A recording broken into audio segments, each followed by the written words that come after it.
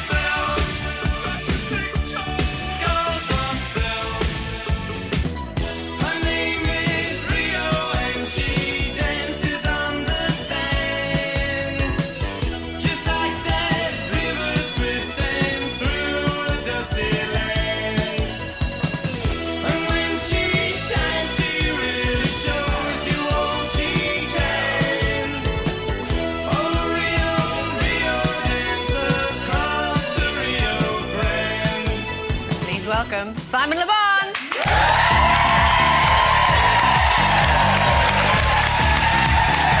Hello, Duran. How are you doing? Hello, dear. Hello.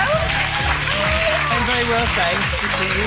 Hello, nice to meet you. Nice to We've not met before. Hello. You can take a seat if you like. Have a little seat. Yeah. You all right? What's that? What has gone on? Well, you don't want to know what's going on in there. No, I don't. Are you really don't. try and get that in there, then? It doesn't roll as well. It doesn't roll as well. Are you now a big fan of fruit cricket? I am now. Oh, you are now. Yes. Now, looking back at those videos there, you really lived every man's dream, haven't you? It was very funny, actually, when you were playing that bit of VT and you showed the guy lying on the massage and I heard somebody go, oh, he's put on a bit of weight, hasn't he? Which one's that? And what's with the beard now? What's with the bit? Oh, Yeah. I know, I forgot to shave this morning. Oh. You've had a beard for a while, haven't you? No. Yeah, you had a beard last time Yes, you I came did, on, I I did. remember. Honestly, I did, We said yeah. how nice it was. Yeah. Yes. That location for Rio. The Caribbean, yeah. Did you decide where you did all the videos? We didn't decide anything like that. All we decided was how the songs went. Oh. No, that was... that It's a was shame our they picked great. the Caribbean. No, our managers were very smart, actually. I think they wanted a holiday, so they sent us out to Antigua. It's true.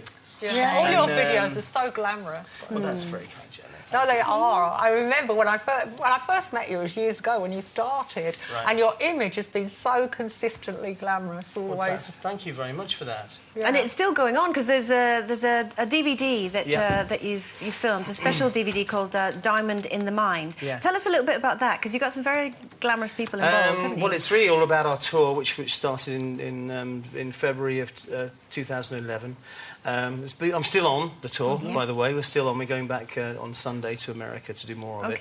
And because it was the album All You Need Is Now, which is the Mark Ronson produced album, was so different, and it was such a success that we put a lot of the new music into the show rather than playing a greatest hits show. Yeah. We just felt that we really had to take the opportunity and make a film of it. So we did, and we got a very good friend of ours, a guy called Gavin Elder, who works very closely with us, and so we're used to him being around, so he could actually be on stage with us and nobody would notice. Yeah. To direct the film, and we're very happy about it. We looked at it and we thought, the public should be allowed to see this. And then, was this part of the tour? Because obviously you got terrible laryngitis and had to stop for a while. So was this filmed before you were poorly? Actually, it was much worse than laryngitis. It's about 3 months into the tour. I was on stage in Cannes at the film festival there. We're doing a big party for Belvedere vodka. Thankfully, they were so drunk they didn't notice. And I went for a high note and it just wasn't there. And I'd lost it I lost that range, the top part of my range, for 3 months. And in that time, I wasn't sure whether I'd ever be able to sing again. The band wasn't sure whether we'd ever tour again.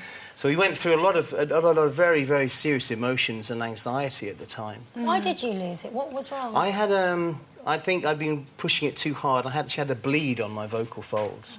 Right. She had a hemorrhage, which and the body goes into like a protective mode when that happens and just won't let you do anything that'll make it go any worse. So this is a big celebration then, you being able to do it again. Well, yes, it is. And I think you appreciate it more now. Yeah, I do. I suppose I do. I think I appreciate the singing. It's something that I always took for granted. I thought I could sing. That's just me.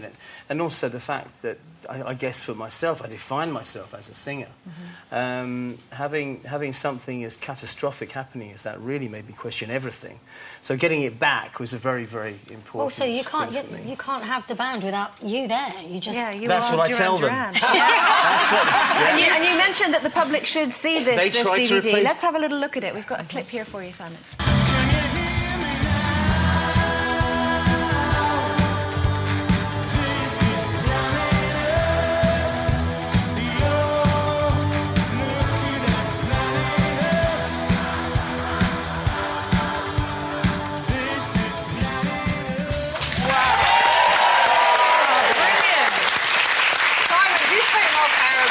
Now after all that happened? Not really. I think it's like any kind of. I suppose it's a bit like a sport, like tennis or cricket, where you've got to hit something. I've got to hit a note, and the worst thing you can do is to tense up and think about it. So what I do is I look after myself, and I make sure that I get the early nights that I need, and I make sure I drink lots of water and I don't do too many interviews as well. Because it all counts, you know, it all counts. Tell us what you're doing at the Olympics. You're doing something? Yeah, we've got a great gig coming up. It's on the day that of the opening ceremony of the Olympics. Wow. It's in Hyde Park. And it's a concert really that's organised for people who haven't got a ticket to go into the stadium and watch the ceremony, but want to see it all on a big screen and get a bit of entertainment as well. So it's us, it's Paolo Nutini, it's Snow Patrol, and it's Stereophonics. Oh, wow. It's going to be a fantastic gig. Yeah, it's the 27th of July and it's in Hyde Park, and it's going to be amazing.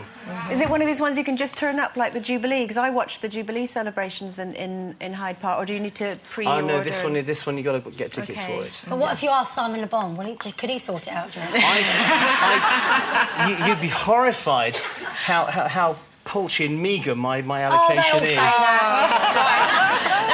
You've been married to Yasmin for a very long time. You've got 3 gorgeous daughters. Yes. We were talking earlier about whether you should change your look when you got married, but Yasmin's always been super glamorous. Yeah, really. I mean, I talked about this before. Yeah, she never switched to my wife mode. But what is wife mode? Wife mode is when you wear your bra. Right. Yeah. Does she ever slip She her bra never up and leave needed it a hanging? bra. No. No. Is it like sort of like that woman in a dressing gown syndrome? Yeah. Or baggy leggings. Where you let yourself go. In your shuffle. Yeah, you stop walking your shuffle. Yeah, Do you ask Yasmin? Sorry to interrupt. About your look, do you think? No, but I do ask her to put the baggy trainers on, the baggy clothes and the trainers, and can't you look like a normal wife, Yasmin? Really? I don't believe that. Yeah. You should be with me. me. You shouldn't. I was just being facetious. Didn't even answer. Actually, no, I know. I do ask her. I do ask her what to wear. Yeah, I do. Good. She's my biggest style guru. Absolutely. Do you think that as a couple you should both look after how you look, because you kind of owe it to each other to still fancy each other once you've got married? Yeah, but I don't think. But both of us are in professions which kind of demand it a little bit anyway. So the pressure's on us from outside of the marriage, which I think is a nice way, rather than me going to, hey, pull your socks up, girl, because you're not looking as good as the dog. You'll pay for that later. And he's a pug, by the way. Simon, good luck with the whole Olympic thing in Hyde Park. It sounds lovely. Lovely to see you on the show. Simon Le Bon, everyone. Thank you.